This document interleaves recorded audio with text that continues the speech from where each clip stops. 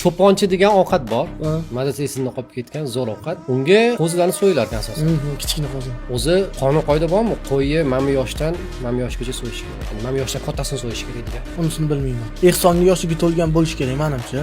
Ehsonga yoshiga to'lgan bo'lish kerak. Qo'yni necha yoshda so'ymaslikni bilmayman, lekin meni qo'lim bormaydi. Bizaga 10 kilolik zakaz vaqt ko'p tushadi. Pulini qiziqagan odamlarga. Katta qo'ydan shu qo'zida. Qo'zi. Katta qo'ydan ko'ra o'sha qo'zidan zo'r foyda qoladi. Qisam, men qilmayman. Sabab Xohlamayman qadriyatimni to'g'ri.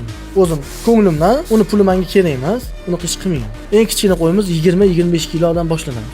10 kilo, 15 kilolik, 12 kilolik ham yo'q. Puli ham kerak emas, zakazi ham kerak emas.